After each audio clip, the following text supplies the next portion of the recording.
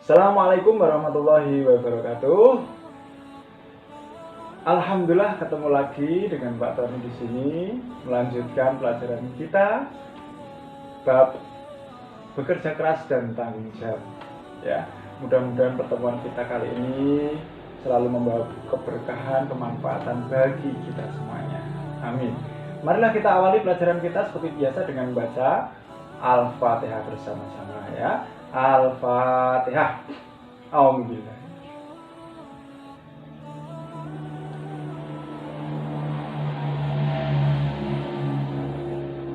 Ya. Sehat semuanya sekalian? Alhamdulillah. Semuanya Pak Tony berharap sehat semuanya ya, jaga iman, jaga imun selalu agar supaya kita selamat dalam perjalanan hidup kita di dunia sampai ke akhirat kelak. Ya, kali ini kita akan melanjutkan bab kita yaitu tentang tanggung jawab. Ya, kemarin kita sudah belajar tentang etos kerja atau kerja keras. Sekarang kita lanjutkan dengan tanggung jawab. Tanggung jawab itu apa sih? Ya, tanggung jawab itu secara bahasa artinya adalah keadaan wajib menanggung segala sesuatu. Itu secara bahasa. Kalau kita lihat dari kamus bahasa Indonesia, apa sih tanggung jawab itu?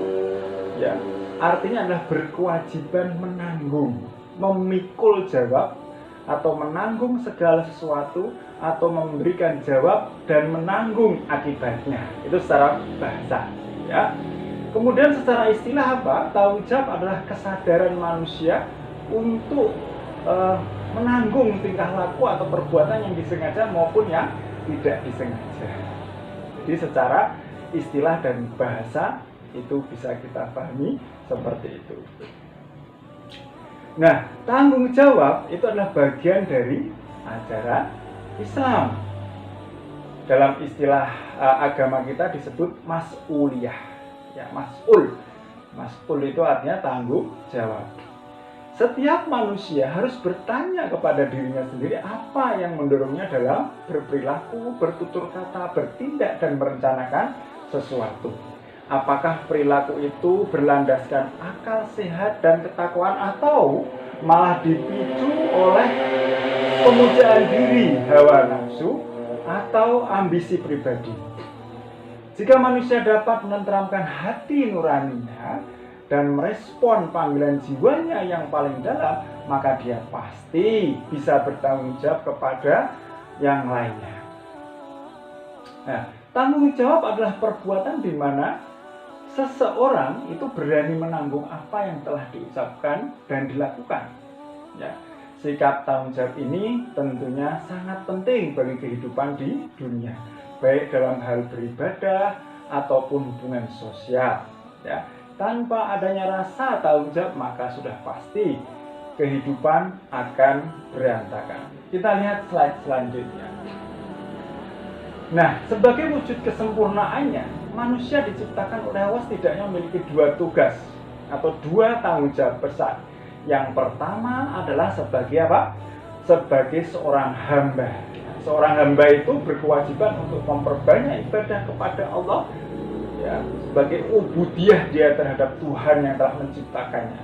Yang kedua adalah sebagai khalifah di muka bumi. Ya. Jadi sebagai hamba dan khalifah. Khalifah itu artinya adalah pengganti Allah dalam mengurus seluruh alam. Dengan kata lain, manusia sebagai khalifah berkewajiban untuk menciptakan kedamaian, melakukan perbaikan, dan tidak membuat kerusakan, baik untuk dirinya maupun untuk makhluk yang lain. Nah, kita lihat dalam surat Al-Ahzab ayat 72. Ini satu fenomena yang mungkin menjadi pelajaran bagi kita semuanya. Ya, sebetulnya di waktu dulu ya, dalam Al-Quran dikatakan Allah pernah memberi amanat. Ya, kita baca saja, mari bersama-sama. A'udzubillahi minasyaitonirrajim. Bismillahirrahmanirrahim. Inna aradnal amanata 'alas samawati wal ardi wal jibali فأبين أن يحملنها وأشفقن منها وحملها الإنسان إنه كان ظلوما جهولا. Sesungguhnya kami telah menawarkan amanat kepada langit, bumi, dan gunung-gunung, tetapi semuanya enggan untuk memikul amanat itu, dan mereka khawatir tidak akan dapat melaksanakannya karena berat. Lalu dipikulah amanat itu oleh manusia. Sungguh manusia itu sangat dolim dan sangat bodoh. Nah, ini adalah merupakan satu warning, ya, peringatan kepada kita. Manusia itu cenderung bodoh dan cenderung dolim. Ya, kenapa? Dia gunung-gunung, langit aja tidak sanggup memikul amanat. Manusia kok sanggup itu? Memang manusia lebih dari mereka semuanya. Nah, dikatakan manusia itu sungguh dolim dan bodoh, ya, karena memikul amanat yang diberikan oleh Allah. Ya, tentang tanggung jawab ini, dalam hadis juga dikatakan bahwa setiap manusia itu bertanggung jawab. Kita lihat dalam hadis an Abdullah bin Umar radhiyallahu anhu, anna Rasulullah sallallahu alaihi wasallam qala, ala kullukum ra'in wa kullukum mas'ulun an ra'iyatihi, fal imamul a'dhamul ladzi 'alan nasi ra'in wa huwa mas'ulun an ra'iyatihi, wa rijal ra'in 'ala ahli baitihi wa huwa mas'ulun an ra'iyatihi, wal mar'ah ra'iyah 'ala ahli baiti zawjiha wa waladiha wa hiya mas'ulun anhum, wa 'abdu rijali ra'in 'ala mali sayyidi wa huwa mas'ulun anhu, ala fa kullukum ra'in wa kullukum mas'ulun an ra'iyati. Yang artinya, ketahuilah kalian semua adalah pemimpin dan bertanggung jawab terhadap rakyatnya. Pemimpin akan dimintai pertanggungjawabannya terhadap rakyat yang dipimpinnya. Suami adalah pemimpin bagi keluarganya dan akan dimintai pertanggungjawabannya tentang keluarga yang dipimpinnya. Istri adalah pemelihara rumah suami dan anak-anaknya. Budak adalah pemelihara harta tuannya dan ia bertanggung jawab mengenai hal itu. Maka camkanlah bahwa kalian semua adalah pemimpin dan akan dimintai pertanggungjawab tentang hal yang dipimpinnya. Nah, ini anak sekalian, jadi kita semuanya mempunyai tanggung jawab masing-masing. Tidak ada seorang pun di dunia ini yang tidak mempunyai tanggung jawab. Ada suatu kisah, ya, di sini memberikan contoh kepada kita bagaimana Rasulullah di sini mempunyai tanggung jawab yang sangat hebat, harus dicontoh oleh semua orang. Ya, ada kisah tentang Rasulullah. Pada suatu ketika beliau menjadi imam sholat, ya, para sahabat menyaksikan pergerakan baginda antara satu ruku ke ruku yang lain terlihat sukar sekali, dan mereka mendengar bunyi menggeruduk, ya, seolah-olah sendi-sendi tubuhnya itu mulai bergeser antara satu dengan yang lain. Kemudian Umar tidak tahan melihat keadaan baginda itu, langsung bertanya setelah sholat, ya Rasulullah, kami melihat seolah-olah Tuhan menanggung penderitaan yang amat berat. Sakitkah engkau ya Rasulullah? Tidak wahai Umar, alhamdulillah aku sehat dan segar. Ya Rasulullah, mengapa setiap kali engkau menggerakkan tubuh, kami mendengar seolah-olah sendi pergerakan di tubuh engkau? Kami yakin engkau sedang sakit. Umar mendesak dengan cemas. Akhirnya Rasulullah mengangkat jubahnya. Para sahabat amat terkejut. Perut baginda kempis dan terlihat dililit sehelai kain yang berisi batu kerikil. Rupanya untuk menahan rasa lapar, batu-batu kecil itulah yang menimbulkan bunyi-bunyi halus setiap kali pergerakan tubuh baginda. Ya Rasulullah, bila Tuhan menyatakan lapar dan tidak punya makanan, kami tidak akan mendapatkannya. Kami pasti akan mendapatkannya buat Anda. Lalu baginda pun menjawab dengan lembut, tidak para sahabatku, aku tahu apapun akan kalian korbankan untukku, tetapi apakah akan aku jawab di hadapan Allah nanti? Apa yang akan aku jawab di hadapan Allah nanti? Apabila aku sebagai pemimpin menjadi beban bagi umatnya. Biarlah kelaparan ini sebagai hadiah Allah buatku, agar umatku kelak tidak ada yang kelaparan di dunia ini. Terlebih lagi tiada yang kelaparan di akhirat kelak. Begitulah satu cerita, ya. Alangkah bahagianya apabila kita mendapatkan seorang pemimpin yang bersikap seperti Rasulullah. Ya, minimal seperempatnya sajalah, mungkin kita akan sangat senang. Ya, kita doakan mudah-mudahan pemimpin-pemimpin di negeri kita ini bisa mencontoh tanggung jawab yang diberikan, yang dicontohkan oleh Nabi kita. Paling tidak kita bisa melihat juga Khalifah Umar bin Khattab. Ya, Umar bin Khattab mengungkapkan besarnya tanggung jawab seorang pemimpin di akhirat nanti dengan kata-kata yang terkenal. Ya, beliau mengatakan, seandainya seekor keledai terperosok di kota Baghdad, niscaya Umar akan dimintai pertanggungjawabannya. Seraya ditanya, mengapa tidak meratakan jalan untuknya? Subhanallah. Ini luar biasa, anak-anak sekalian. Ya, hanya karena ada jalan yang berlubang, seorang pemimpin akan dimintai pertanggungjawabannya. Ya, jadi harus benar-benar sekuat-kuatnya untuk bisa menangani semuanya. Kita lihat dalam ayat-ayat Al-Quran, ya, tentang tanggung jawab ini. Kita lihat kalau dalam surat Az-Zalzalah ayat 7-8, "Faman ya'mal mithqala dzarratin khairan yarah wa man ya'mal mithqala dzarratin syarran yarah." Maka barang siapa mengerjakan kebaikan sebesar zarah, niscaya dia akan melihat balasannya. Dan barang siapa mengerjakan kejahatan sebesar zarah, niscaya dia akan melihat balasannya.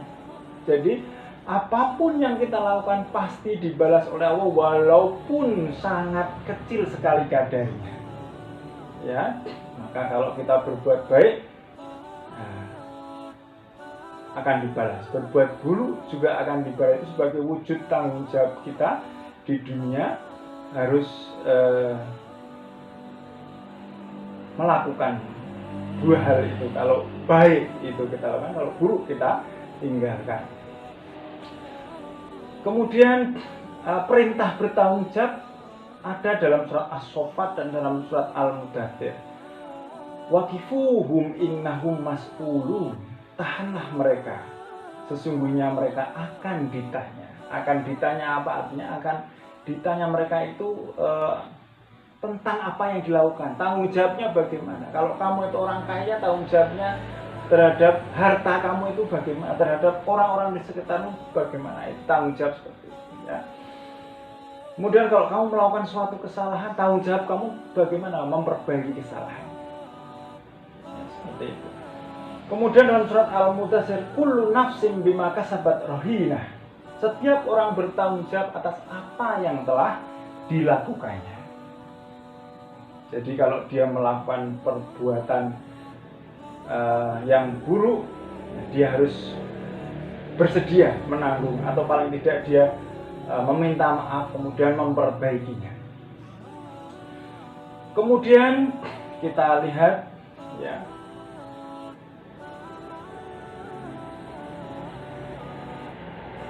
setiap individu itu akan memikul tanggung jawab atas dirinya masing-masing. Qul aghairallah abghi rabba wa huwa rabbu kulli syai' wa la taksibu kullu nafsin illa 'alaiha wala taziru wazratu wizra ukhra tsumma ila rabbikum marji'ukum fayunabbi'ukum bima kuntum fihi takhtalifun. Katakanlah, apakah patut aku mencari Tuhan selain Allah, padahal Dialah Tuhan bagi segala sesuatu. Setiap perbuatan dosa seseorang, dirinya sendiri yang bertanggung jawab, dan seseorang tidak akan memikul beban dosa orang lain. Kemudian kepada Tuhanmu lah kamu kembali, dan akan diberitahukannya kepadamu apa yang dahulu kamu perselisihkan. Jadi tidak ada dosa diserahkan kepada orang lain. Dosa seseorang yang melakukan kesalahan, dia sendiri yang akan menanggung dosanya. Kalau dia melakukan suatu kebaikan, dia sendiri yang akan mendapatkan pahalanya. Kita lihat ayat selanjutnya. Manfaat tanggung jawab. Orang yang bertanggung jawab itu apa sih manfaatnya? Ada yang pertama, dia akan dicintai oleh Allah. Yang kedua, dicintai oleh manusia. Yang ketiga, terwujudnya suasana kehidupannya aman dan damai. Yang keempat, sukses mengemban misi sebagai khalifah fil ardh. Kewajiban manusia dalam tanggung jawab itu apa?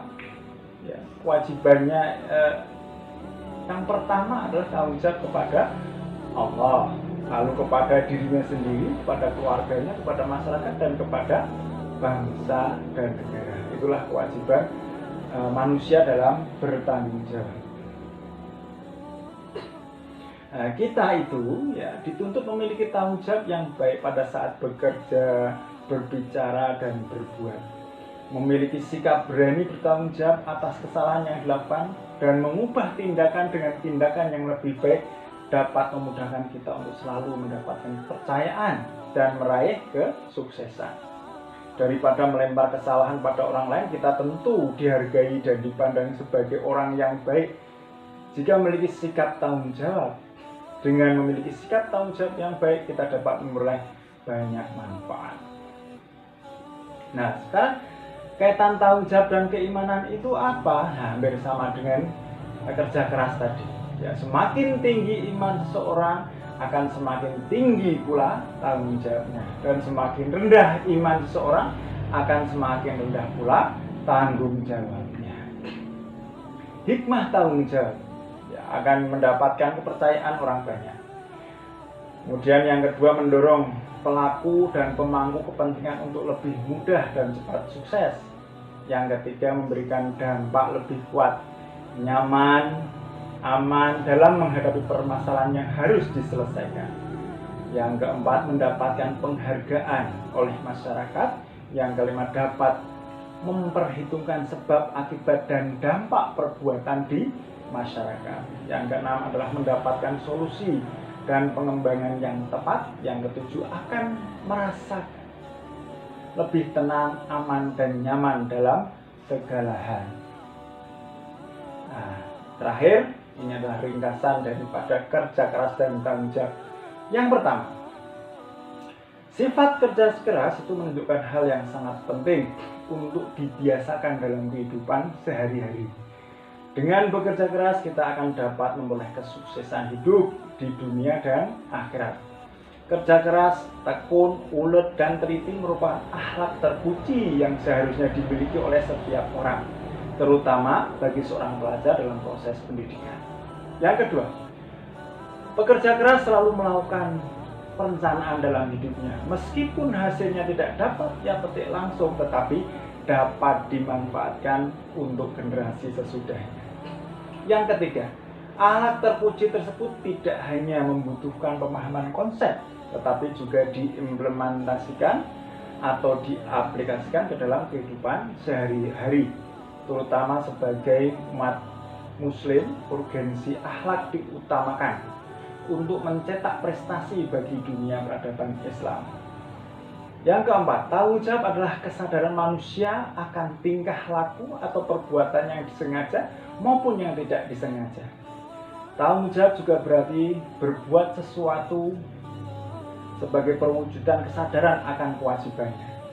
Setiap manusia memiliki tanggung jawab, yaitu tanggung jawab terhadap Allah, terhadap keluarga, terhadap masyarakat, dan terhadap bangsa dan negara. Lalu yang terakhir, tanggung jawab seorang berkaitan erat dengan kewajiban yang dibebankan kepadanya. Semakin tinggi kedudukannya di masyarakat, maka semakin tinggi pula tanggung jawabnya. Begitulah pelajaran kita hari ini. Mudah-mudahan bisa bermanfaat bagi kita semuanya. Mari kita akhiri dengan hamdalah bersama-sama. Alhamdulillahirabbil alamin. Assalamualaikum warahmatullahi wabarakatuh.